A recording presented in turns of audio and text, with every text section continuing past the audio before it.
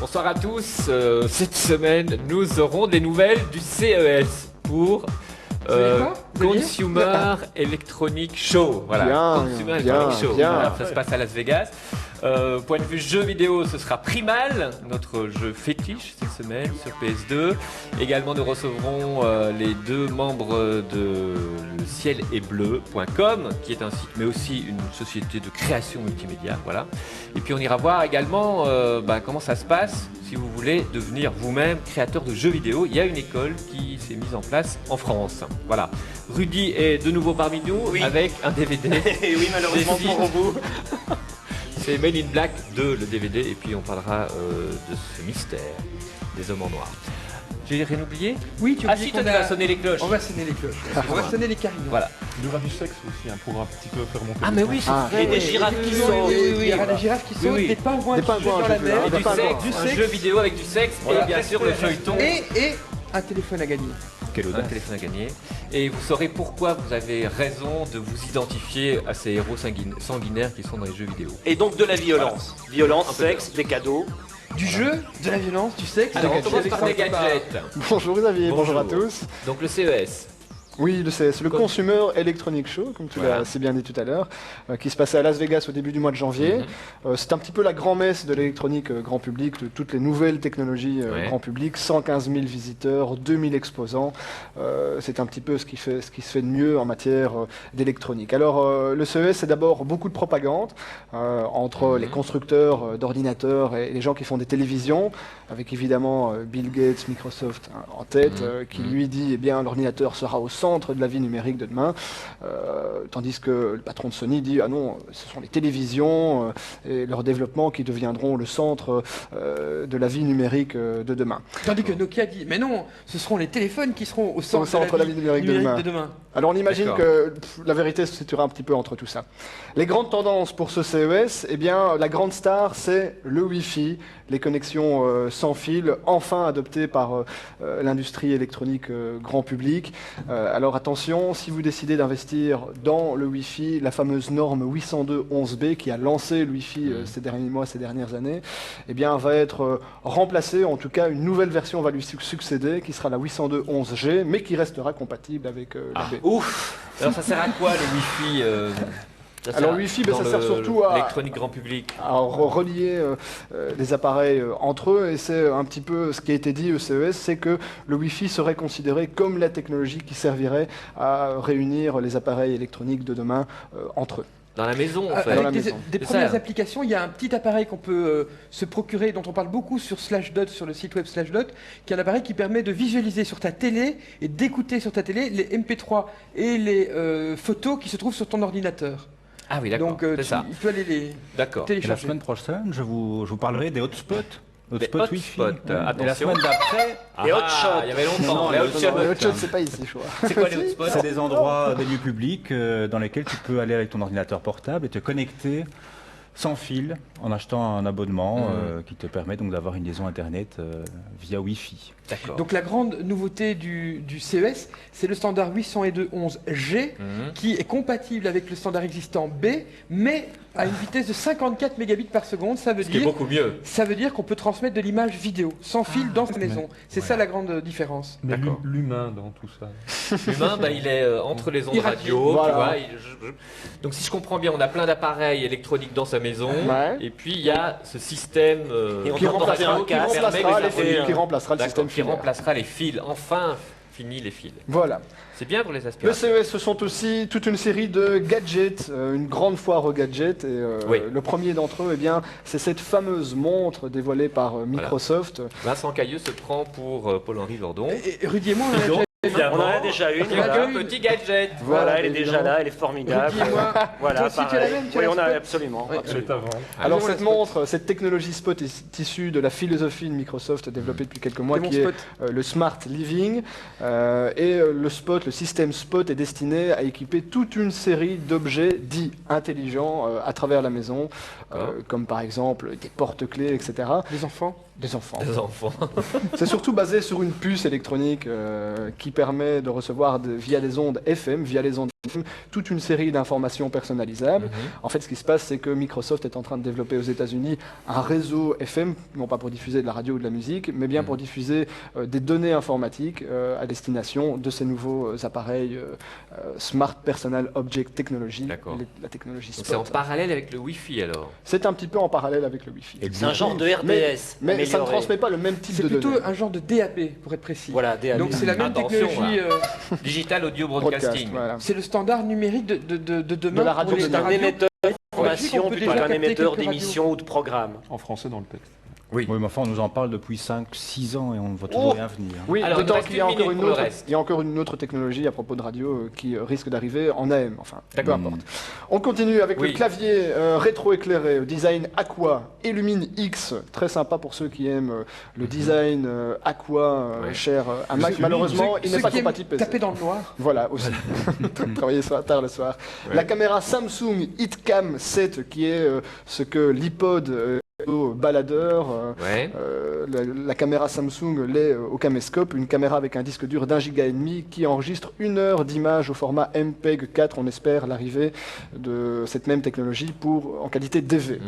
Ça Et coûte puis- cher. Ça coûte 1000 euros plus ou moins. Oh, ça va, Ça va, pas cher, tranquille. ça. Et puis pour terminer, Samsung sont bien ça, point de Non, vue mais c'est un pognon, prix spécial c'est vrai. CES. Oui, mais ils sont financés par le gouvernement c'est Coréen. Coréen. Et donc Voilà. tous les prix sont dumpés par rapport à leurs concurrents. J'ai vu un film coréen récemment et Ah oui. il y a que du matériel aussi Ouais. qui apparaît à l'image. Ouais, ah bah voilà. Et enfin, pour terminer, Oui. le Cocoon de Sony, qui est un magnétoscope numérique dit intelligent, avec un disque dur de 160 gigas, qui permet d'enregistrer les images issues de la télévision ou issues de ce que vous voulez.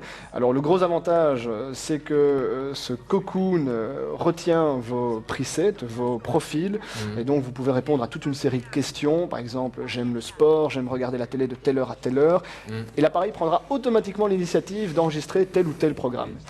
Libaneux depuis que Voilà. je l'ai vu dans Télémoustique et l'appareil automatiquement enregistre Donc, tous les mardis Cybercafé. Donc le Cocoon est en connexion avec. Alors le Cocoon est en connexion permanente des avec le diffuseurs. net, surtout, le net. sur le service online de Sony prévu à cet effet, qui est disponible actuellement au Japon et dont Monsieur Andu a annoncé l'arrivée à travers le monde. Connexion continue sur le net afin de recevoir des infos des diffuseurs, mais aussi pour télécommander l'appareil. Si vous êtes au bureau, vous pouvez télécommander soit via le web, soit via votre oui, d'accord, portable, téléphone ouais. portable e-mode, très intéressant. Ouais. Oui, le profil et l'interface utilisateur qui est un petit peu spéciale, qui est en fait une interface comme une tablette PC, donc un petit écran tactile, et on peut y faire des signes cabalistiques, mais on ne sait pas encore trop. On a vu la démonstration lors de ce CES, mais on n'en sait pas On plus. doit, on doit quand même mentionner que ce type de technologie existe depuis des années aux États-Unis. Ça s'appelle le TiVo, Replay TV, Tout à fait. et même déjà en vente en Belgique. Sauf que nous n'avons pas le service derrière Voilà. qui permet de programmer automatiquement par le choix des chaînes belges. D'accord. Tout ça suppose évidemment que tout le monde ait envie de regarder la télévision. On va pas manquer un seul programme. Oui, Cybercafé par exemple, si Par exemple. mardi vous n'êtes pas Voilà, libre. merci Vincent. Avec plaisir, Xavier. L'adresse du site cesweb.org. Nous allons maintenant passer la frontière avec Laurence Steen.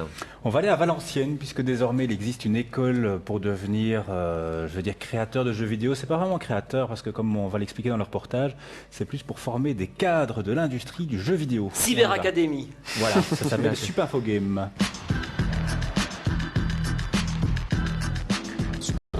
Une école de jeux vidéo vraiment dédiée aux jeux vidéo créée en France. Elle a été créée cette année. Nous accueillons cette année la première promotion de 20 étudiants. L'ambition de Super Info Game, de ce point de vue-là, est assez originale, je pense. Elle est de donner une culture générale du jeu vidéo à ses étudiants pour en faire des futurs cadres en fait, du jeu vidéo. Ce qui veut dire qu'en 2 ans, ils vont parcourir l'ensemble des savoirs et des connaissances qui sont nécessaires pour travailler dans cette industrie sans se spécialiser. C'est-à-dire qu'ils vont voir aussi bien les aspects de conception, de création, de jeux vidéo, mais également les aspects d'édition, de distribution, On va également se pencher sur des aspects juridiques, financiers. Ils vont vraiment couvrir l'ensemble des problématiques qui se rapportent aux jeux vidéo. Pas question donc de former des programmeurs ou des game designers, même si en deuxième année, l'objectif de fin d'études de la classe sera de travailler collectivement sur un prototype de jeu vidéo. Pour ce faire, toutes les qualités de chacun seront mises à profit.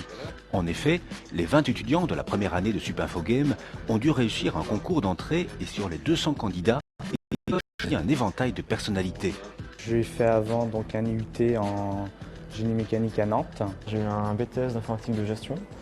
Donc plutôt un profil informatique. J'ai fait différents trucs, j'ai fait une école d'art de type classique. Et ce sont tous des passionnés de jeux vidéo, souvent d'anciens hardcore gamers, voire toujours. Néanmoins, Supinfogame permet à ses étudiants de prendre conscience de la réalité de l'univers des créateurs de jeux. Oui, on s'est tous fait un peu refroidir. D'idées créatrices, machin, on va être des artistes du jeu vidéo, puis on a bien compris que ça se passait pas du tout comme ça, qu'il fallait garder la tête froide, avoir les pieds sur terre et bien se rendre compte que c'était mine de rien une entreprise et avec un produit commercial qui se vend et que donc le fait que ça se vende et que le but c'est quand même de faire de l'argent, il y a des choses à respecter, qu'on ne pourra pas toujours faire exactement ce qu'on veut et avec tout ça après chacun s'imagine un peu allier les deux, savoir que c'est n'importe quoi et que ça se fait pas en claquant des doigts un jeu. Et cette prise de conscience est favorisée par le CV des professeurs. Les professeurs de Supinfogame sont tous des professionnels du jeu vidéo, sans exception. Et c'est un principe qui nous a guidés et qui nous semble le plus efficace.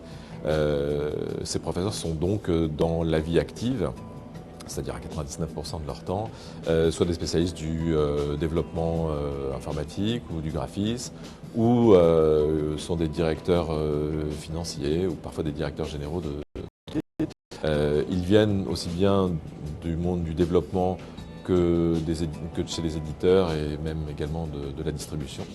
Désormais, l'univers du jeu se professionnalise, l'époque garage est révolue, place au cadre.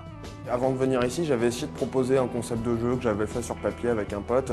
Et en fait, on m'a expliqué que ça se passait plus comme ça.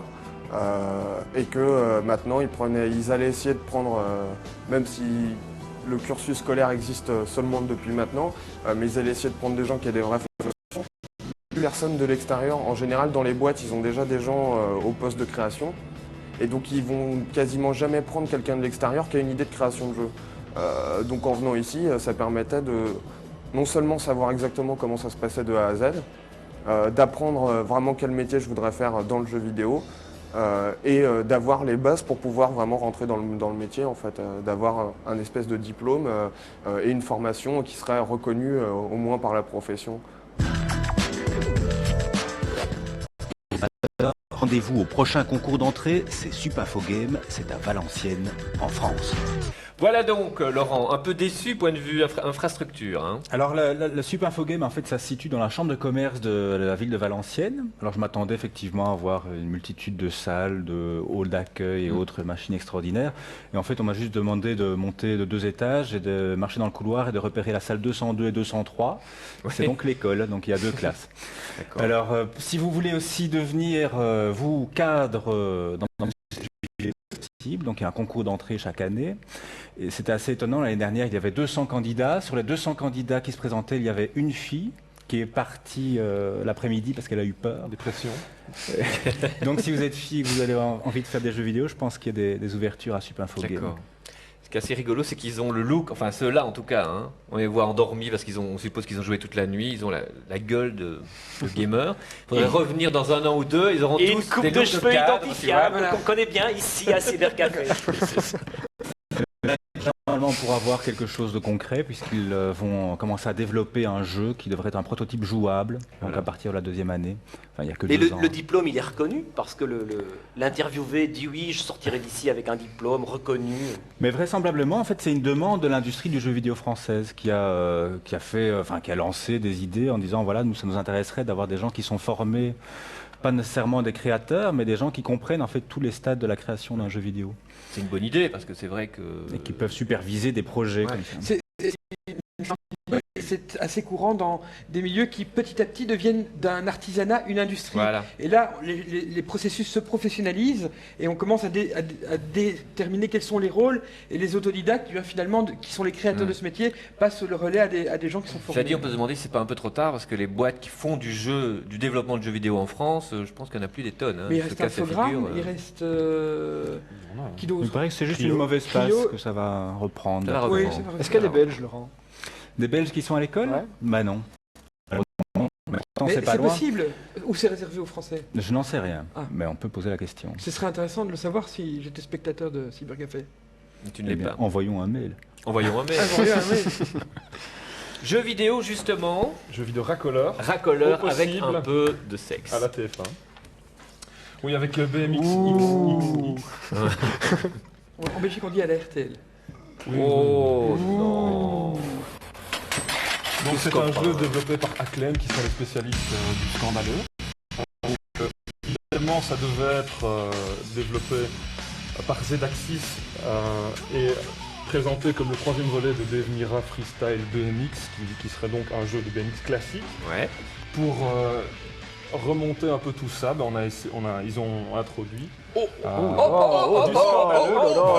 Comme vous pouvez le constater, on a la possibilité de créer ces personnages. Gilles, enfin un jeu où on peut changer le costume principal du personnage. Ouais, enfin. Et on peut même ruser jusqu'à ne pas l'habiller. Regardons ce que ça donne. Oui, parce que du vélo nu, c'est pas évident. Non. Mais il n'y a pas que des filles, il y a aussi des gars. Pour les mecs, ça marche aussi. Voilà, j'ai créé mon personnage Jean-Serge, qui tient plus il est très bien. allemand que de la pinette. Alors, on a la possibilité de lui mettre des accessoires. Je pensais que les gants de vaisselle seraient vraiment un symbole de virilité totale. On peut aller même jusqu'à choisir le style. Pilosité. Sa pilosité frisée, oui. ou pas. Donc c'est assez intéressant. Hein. D'accord. Donc, il a Moulant. Donc voilà, le principe de ce jeu, évidemment, c'est donc un jeu de BMX. Ça, c'est la bande-annonce. D'épreuves à passer, et la récompense du joueur est... C'est ça la récompense? C'est la récompense. C'est des séquences vidéo. C'est génial. On en parlait justement d'ailleurs juste avant. J'ai choisi les plus quel soft. marché les 8-10 Oui. Ça ne nous intéresse pas, Parce hein, que, cet âge-là. Ça sort, c'est déjà 13-15. disponible. Les 13-15, ils vont être déçus, les pauvres. Mais c'est moins bien que tous les strip pré-pubère ou poker et tous ces post-pubère? trucs. Oui, bon, c'est disponible sur toutes les plateformes depuis du côté scandaleux qui avait été mis en avant lors de la campagne de développement. On se cache finalement un jeu qui fait un peu pâle figure en matière de réalisation aux côtés de Tony Hawk et des jeux bien plus...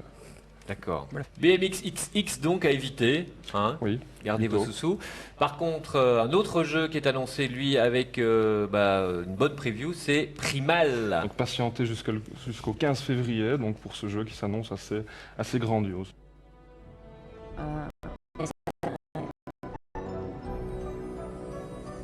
Mais c'est un hôpital? Qu'est-ce qui s'est passé? Vous n'êtes pas morte, Jennifer, mais cela ne saurait tarder si vous ne vous calmez pas et si vous ne m'écoutez pas. Maintenant, vous pouvez aller dans des endroits dont vous n'auriez même pas soupçonné l'existence. Donc à l'annonce de ce titre, on aurait pu croire à une débauche de violence sans aucun fond, puisque dans les vidéos de présentation, on voyait que c'est beaucoup de combats. Et justement, puisque l'héroïne principale du jeu, Jen, est plongée dans le coma suite à une rencontre avec une créature effrayante où elle et son petit copain se voient plongés dans le coma. Donc c'est un peu la porte ouverte. Ils sont ensemble? Non, C'est une formule, petit copain. Oui, je ne sais pas. Son accompagnateur. Son petit copain est resté dans son coma et là il est dans sa tête. Voilà. Donc là, elle se retrouve plongée dans un univers dont elle ne connaît strictement rien et fait la rencontre d'une gargouille vivante qui va lui servir de mentor et un peu à la guider dans cet univers assez sombre qu'on pourrait qualifier de dark fantasy. Jen se retrouve dans un univers assez hostile où elle aura la particularité de se transformer en une sorte de monstre. Hein, donc, pour les besoins de l'action. Pour les besoins de l'action. Quand elle a besoin de griffes, les griffes aussi. Voilà, il faut pas la pousser, sinon elle se fâche toute rouge. Si elle se elle attrape des branches. Donc c'est une méchante, c'est pas une gentille. Non, tout l'univers est comme ça. Elle est punk, hein, elle a un gros tatou dans le dos. C'est un peu les aventures de la Belle et la Bête en fait. Oui, c'est ça. Alors tu disais, elle se balade dans plusieurs univers. Oui, il y a La 4 tête et les univers. jambes, Il y a 4 mondes à Jacques Mercier, explorer. Barbara Louis. Il y a 4 mondes à explorer. Chaque monde a par exemple. L'autre que son bulldog, là, il a pas l'air de manger des croquettes. Hein. Attends, parce que là, je vais nous parler des univers. Oui, donc dans chaque univers, il y a une dominante qui se fait. Comme dans un des mondes, Jen avouera que sous sa forme humaine, elle n'est pas capable de nager, mais Scree lui dira que quand elle Confiance en elle. Voilà. Plein de messages pour les jeunes. Pour les jeunes. Elle aura la possibilité, par exemple, de se transformer et de se mouvoir dans l'eau. Est-ce que les 4 univers correspondent aux 4 éléments fondamentaux, terre, Non, c'est pas eau, aussi. air, Non, Il y a c'est pas aussi univers. compliqué que ça.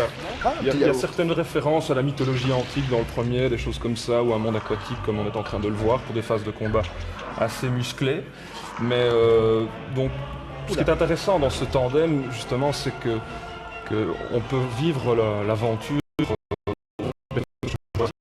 et on peut intervertir son choix à tout moment.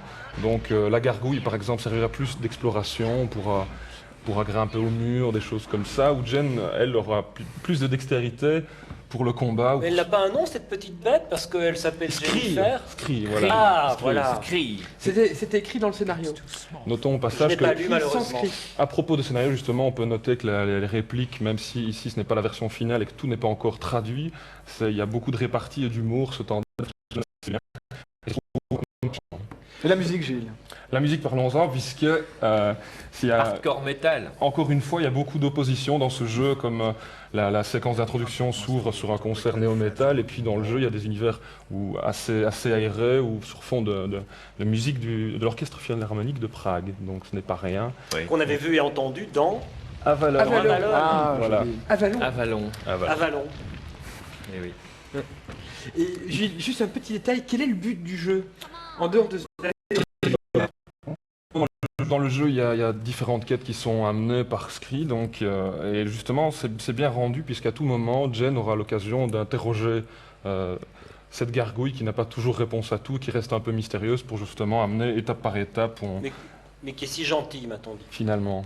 Voilà, et très attachante, malgré Très son attachante. apparence repoussante. Bientôt en peluche chez les marchands de jouets.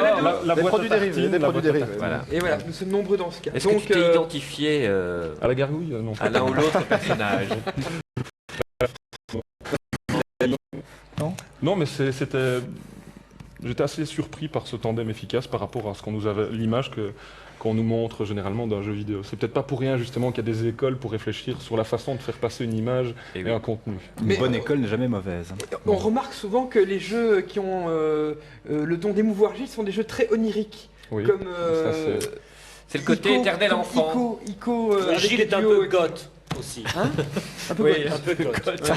Il aime les crucifix. Le top 20 aura Et prouvé si le en contraire. plus la crypte est garnie d'une belle jeune fille, Ah là, c'est Gilles la totale. Hein. aime davantage. Donc Primal. Non, c'est clair que moi j'ai préféré les phases d'exploration aux Non, il a phases bien de pris combat. là, je trouve. D'accord. Oui, mais Sorti, je suis bon public, hein, moi je suis bon Oui, public. je vois ça. Ouais. Sorti Le 15 février le 15 prochain. février, voilà. Toutes plateformes confondues. Non, Non, PS2. Malheureusement, pour l'instant, une exclusivité PS2, donc à suivre. Qu'on salue. Voilà. Merci. Hein, quoi? Qu'est-ce que t'as dit? PS2, Donc, je dis, maintenant, qu'on je salue. Sa séquence Oui. sur le DVD Men in Black et que Gilles à ce moment-là prenne le rôle de Rudy et le torture, l'interrompt sans cesse pour voir comment il va s'en sortir.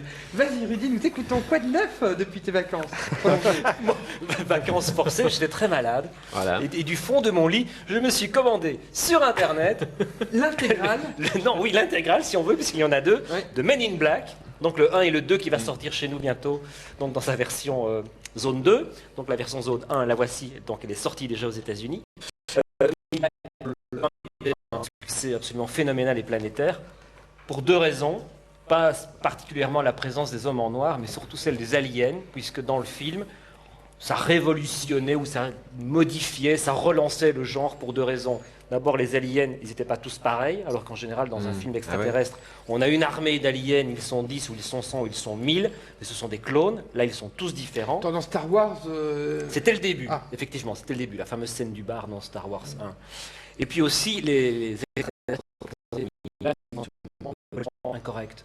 Donc ils se mettent les doigts dans le nez, ils fument des clopes, ils crachent par terre, ils sont un peu loupards, un peu louches.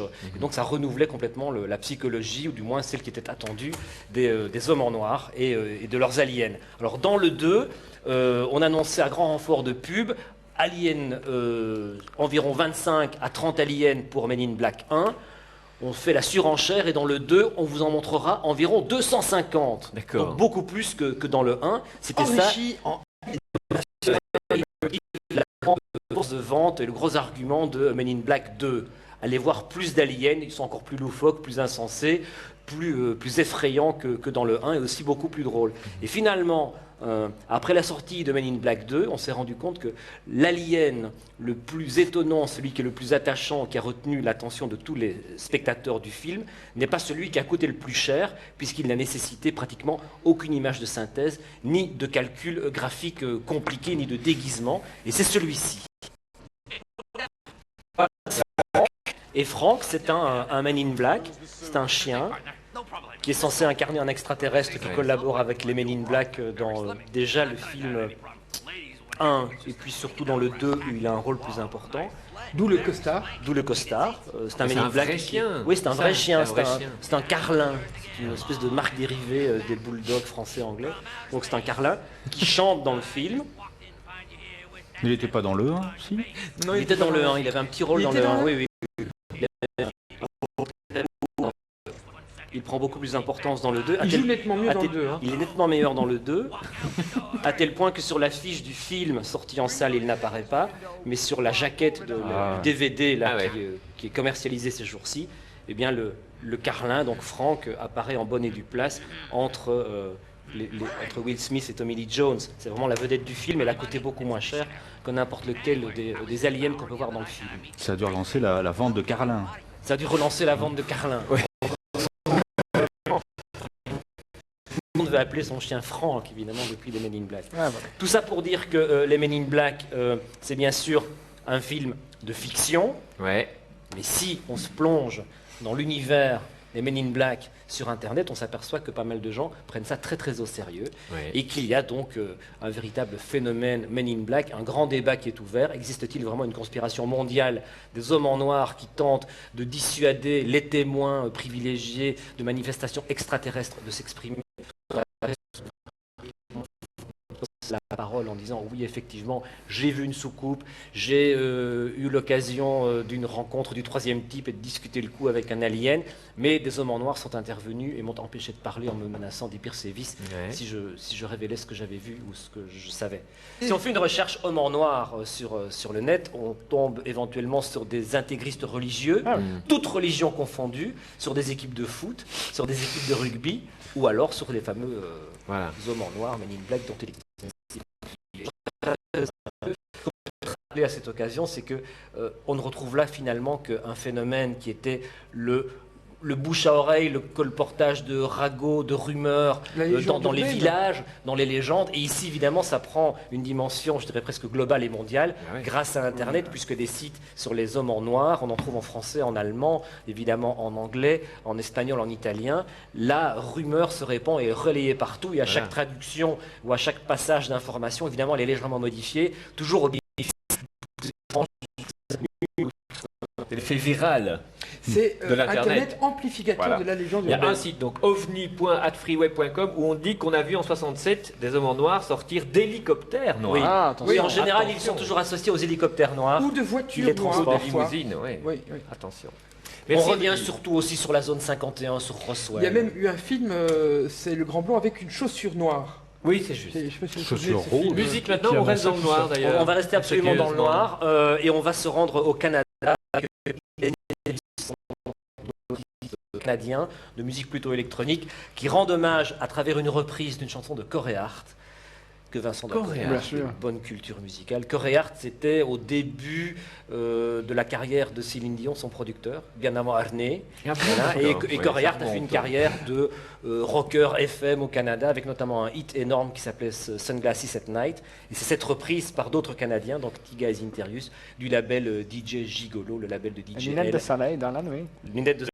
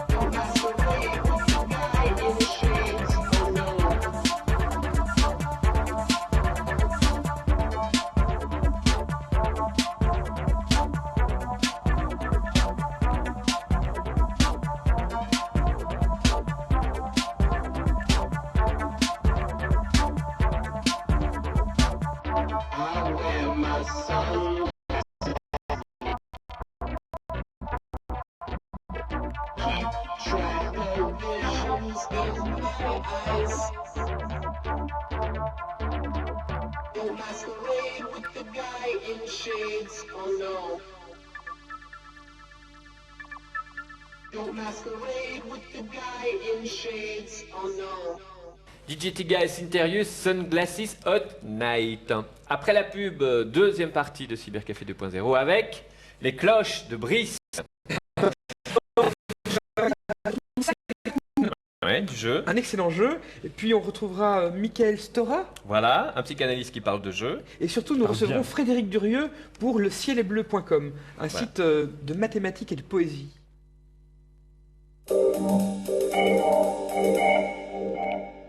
Découvrir le meilleur du meuble en 30 secondes, c'est possible.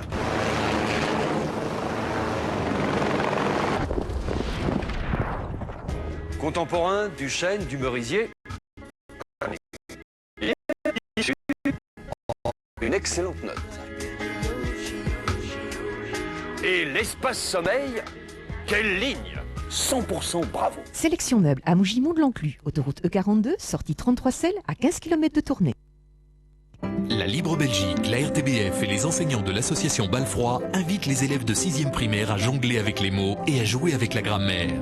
Participez à la 7e édition de la Dictée du Balfroid, le grand concours annuel d'orthographe qui réunit plus de 15 000 2 731 21 75.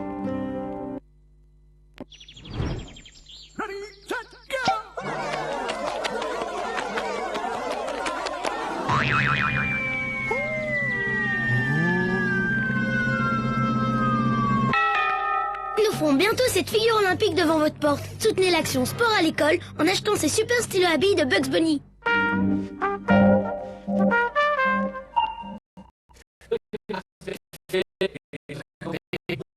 C'est bleu. Bonsoir Frédéric. Bonsoir. Alors, Brice a dit de toi que tu étais un mathématicien poète, c'est ça?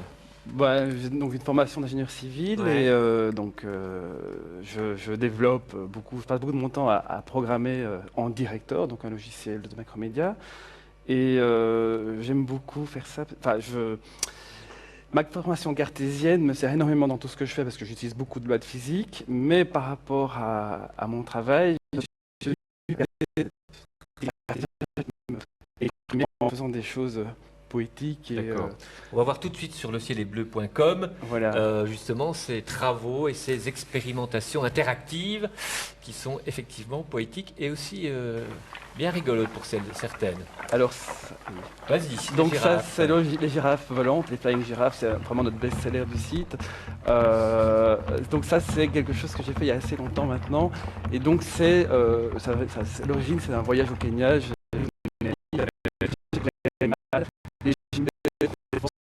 Des danseurs virtuels, j'ai décomposé l'animal en morceaux et avec mon outil qui s'appelle Puppet Tool, donc je peux animer ce genre de bestioles. Là, vous ne l'avez pas montré, mais on peut les lancer en l'air et elles retombent sur leurs pattes comme des chats. C'est soft, là, ce qu'on a vu, hein. On peut les manipuler, les pauvres. Ça, c'est un Lucan cerf-volant, donc j'aime beaucoup la nature, donc je m'inspire beaucoup là-dessus. Là, c'est composé de 92 pièces, excusez-moi, je vis à Paris maintenant. Et voilà, là, c'est il a explosé.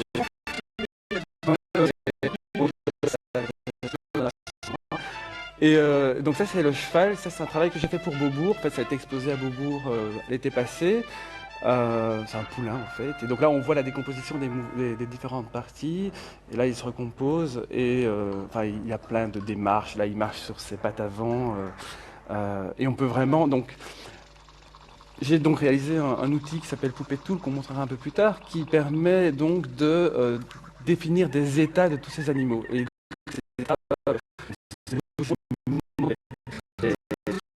de keyframe et après attention, je prépare mon poète. Position clé dans une animation. Voilà, c'est plus que ça parce que ce sont des séquences d'animation. Donc c'est par exemple la marche ou la marche sur les jambes ou n'importe quoi. Une boucle d'animation. Voilà, c'est des boucles d'animation qu'on peut définir. Et puis après ça, moi je fais des montages de tout ça et j'en fais des petits éléments interactifs, des modules interactifs que j'expose sur le site.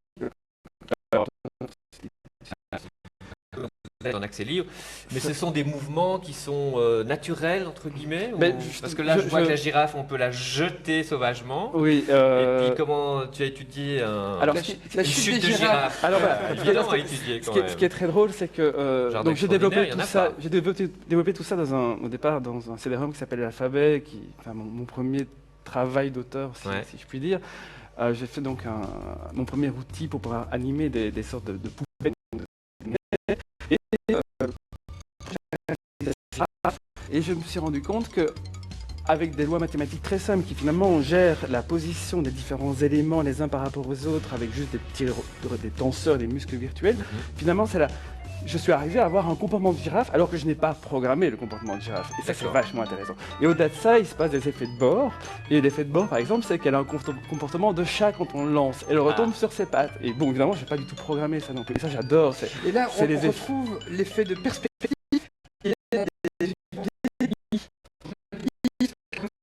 D'ennemis, c'est donc c'est un univers entre la 2 dimensions et la 3 dimensions. Donc c'est un univers dans lequel on peut se balader en 3D. Et tout ce qu'on voit, c'est de la photo.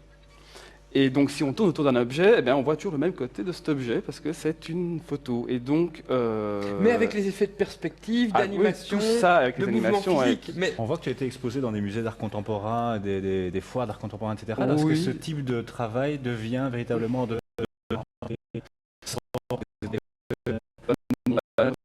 l'Amérique est copiable, c'est-à-dire qu'il n'y a pas un original, donc je ne veux pas vendre vraiment. Mais bon, c'est vrai que là, c'est clairement pas notre source de revenus la première source de revenus, mais le fait d'être exposé, le fait d'avoir du trafic sur notre site, ça nous permet d'avoir des clients comme Nike, qui sont venus nous demander de faire un truc spécial pour eux.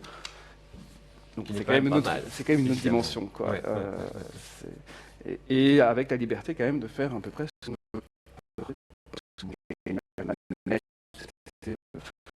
dire que je travaillais avec Christine Malden, qui est quelqu'un avec qui je travaille étroitement, et Jean-Jacques Birger, qui est un musicien qui fait donc la musique de tous nos petits modules interactifs, parce que la musique fait vraiment partie intégrante de tout ce qu'on fait. C'est de la musique générative, donc c'est pas un morceau de musique que je colle dessus, c'est que l'interaction de l'utilisateur va générer une musique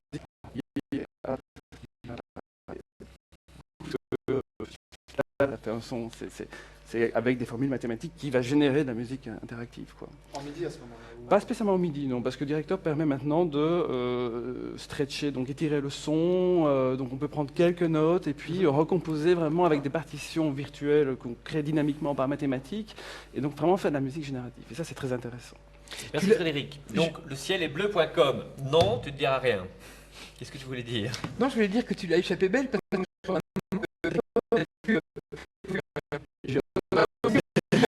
c'est bien ce que j'allais dire. Il y a plus de nouvelle version. Ça suffit. Et donc, toutes ces expérimentations donc, sont de libre accès, en libre accès. Tout à fait libre sur le site. Bon, il faut juste le plugin Shockwave qui est téléchargeable très facilement. Alors, nous allons maintenant retourner vers les jeux vidéo avec le 3e épisode de notre rencontre avec Michael Stora, qui est donc ce psychanalyste qui joue, lui aussi. Il nous explique pourquoi, aujourd'hui, eh bien, un joueur peut identifier son héros et soit Michael Stora.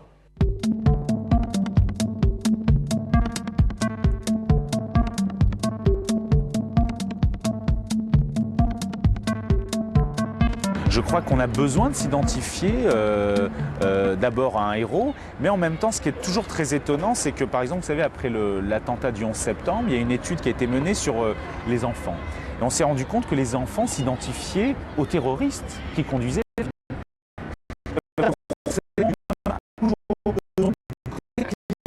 de la pulsion, comme on dit. Personne ne supporte la passivité totale, ou alors on est dans ce qu'on appelle une sorte de passivité active. Mais c'est vrai que par identification, je peux être un killer, je peux être un empereur dans Civilisation, donc il y a ce phénomène de la main régnante qui fait qu'on a besoin de se réparer, on a besoin d'avoir des valorisations. Et c'est vrai que quand on joue à Civilisation, c'est des jeux quand même où on peut jouer pendant plusieurs années,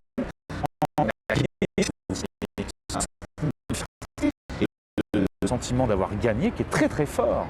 C'est vrai que quand les parents disent c'est plutôt des valeurs d'individualisme, de vengeance, de violence brute, de droit du plus fort, c'est relativement vrai pour certains jeux. Mais la plupart des jeux fonctionnent comme ça. Mais ne soyons pas hypocrites d'une certaine manière. Tout ce que vous dites, c'est ce qui caractérise notre société.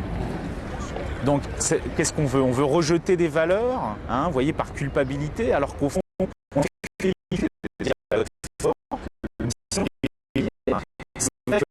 encore une fois, on accuse parfois le jeu vidéo de proposer des contextes finalement d'affrontement.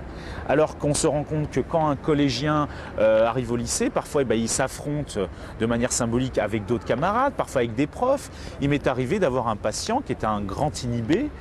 Et c'est vrai que c'était très amusant parce qu'au fond, c'était quelqu'un qui pendant très longtemps jouait à un jeu d'entraînement de foot. Vous savez, c'était le jeu, je ne sais plus comment il s'appelle.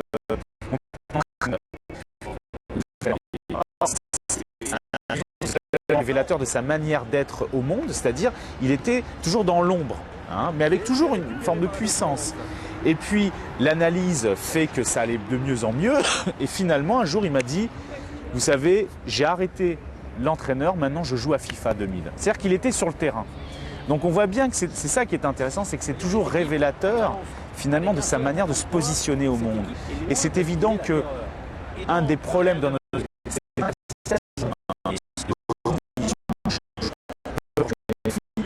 le conflit est une chose profondément saine. Et je pense que la société ne nous propose pas suffisamment de lieux de valorisation. Et c'est vrai que c'est là où repose entre autres mon hypothèse, c'est que c'est pas n'importe qui joue aux jeux vidéo. C'est toujours des gens qui ont un rapport particulier à l'image, c'est-à-dire un rapport où l'image a été un tiers très très important dans leur vie. Et entre autres, où la télé a eu une fonction de nurse cathodique. Michael Stora, donc, on retrouve.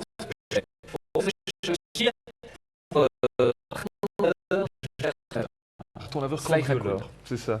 Sly Raccoon, en fait, c'est un jeu qui avait été primé à la grand-messe des jeux vidéo à Los Angeles, le 3, qui avait reçu la palme des meilleurs graphismes. Donc, on va pouvoir constater ça, un jeu en cel shading assez impressionnant. Dois-je encore faire? Ben oui, je dois le faire. Je le sais ce que c'est. Qu'est-ce que le cel C'est un truc qui shading ressemble à de l'animation, en gros. Voilà. C'est pas de l'animation, mais C'est de la 3D aplatie. En définitive, ça c'est pas de la 2D et demi.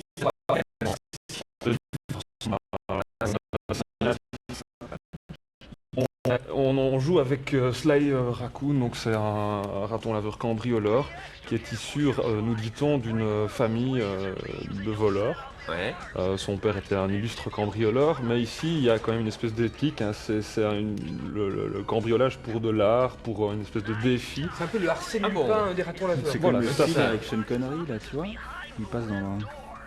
Non. Non. Pourquoi pas.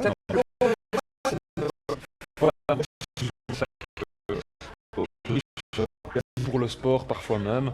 Ici justement il part à la recherche des sacs maléfiques, hein. Donc c'est comme ça qu'on définit la menace dans Sly Raccoon. Ce sont un gang qui a tué son père sous ses yeux. Oui. Donc Sly s'est retrouvé à l'orphelinat où il a fait connaissance avec Bentley. Bentley, si je ne me trompe pas, c'est une tortue ingénieuse. D'accord. En plus d'être une voiture. Et Murray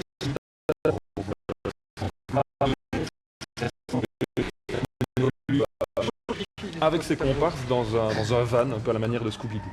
C'est pour les enfants, en fait, ce jeu. C'est pour les enfants. Oui, mais... C'est pour les adultes rester enfants et les enfants les enfants adultes. Et comme on vient de l'entendre, on est adultes tous des enfants. Nous sommes tous restés un peu enfants. C'est vrai, c'est vrai. Ceux qui jouent en tout cas.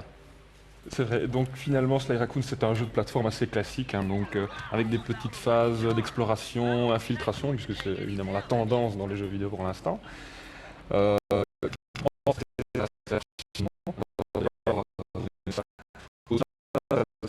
Ça fait partie de cet effet de mode du cel shading qu'on va encore voir bientôt pour notre plus grand bonheur avec le futur Zelda. Ce qui est amusant, c'est que ça donne vraiment un effet Walt Disney, puisque le personnage principal est en dessin animé avec cette technique du cel shading, et les décors ne sont pas en cel shading. Un peu comme dans les dessins animés des débuts. Oui, oui. Et t'as vraiment l'impression d'être face à un Disney comme ça. C'est un effet tout à fait particulier. Ouais. Hein. On a vraiment l'impression de jouer avec son dessin animé.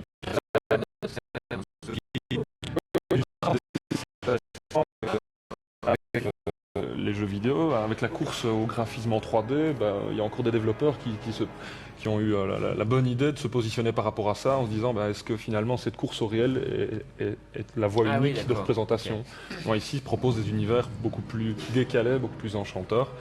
Et dans Sly Raccoon, ce principe de plateforme est rythmé par différents mini-jeux qui fonctionnent assez.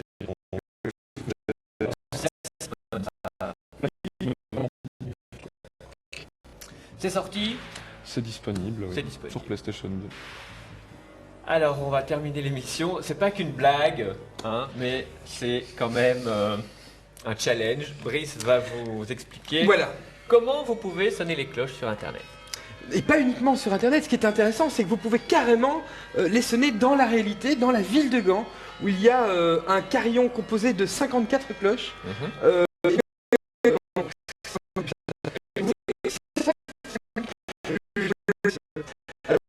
Vous savez que le carillon sert à indiquer l'heure, le quart d'heure, la demi-heure, et que à chacune de ces instants, eh bien, il déclenche des mélodies qui varient, qui permettent aux gens de savoir quelle heure sonne en quelque sorte. Et bien, sur ce site qui s'appelle bimbam.be, voilà, vous pourrez télécharger des échantillons de carillons. Ça fait à peu près 3 mégas 4 en MP3 et les assigner sur votre sampler sur les touches du clavier.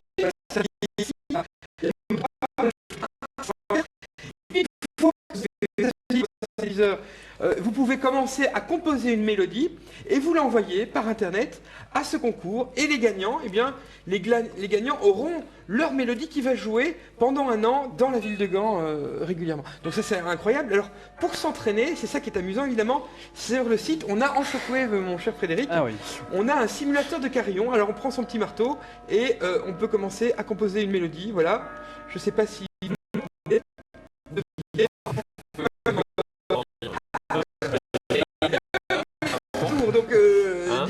composer. Donc voilà, donc tu peux t'amuser comme ceci à composer toi aussi ton carillon, toi aussi réveille tes voisins, hein, c'est une bonne chaîne. Voilà, et si c'est mélodieux et intéressant, bien tu l'envoies par internet et tu auras peut-être la chance d'être sélectionné. Voilà. On va envoyer et donc tout ceci. Ah oui, et la meilleure. Donc ça s'envoie. Attends, le top de la meilleure, le carillon, la mélodie de carillon gagnant sera aussi téléchargeable en sonnerie GSM. Wow.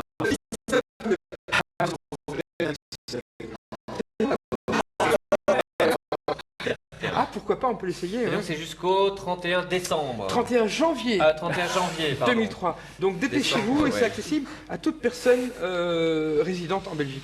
Voilà.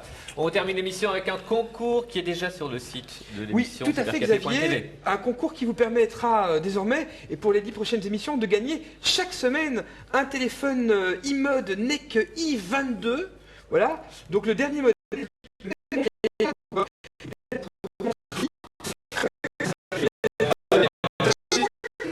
C'est trop injuste. Message personnel à l'attention. Non, la marque non. La marque c'est NEC. Ah, NEC. N22i, voilà. Avec, et c'est quand même intéressant, 4 mois d'abonnement iMode gratuit, le tout compris. Et pour cela, il suffit d'aller sur le site de cybercafé.tv et de répondre à une question qui change chaque semaine. Cette semaine, c'est quel est le type des sonneries de ce téléphone? C'est pas très difficile à trouver, ça se trouve pas.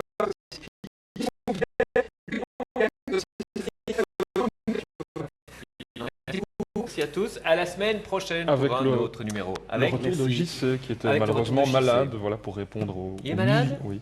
Ah, pour répondre aux mails aux milliers de lecteurs. Oui. 19h donc. Au revoir. À la semaine prochaine. Salut.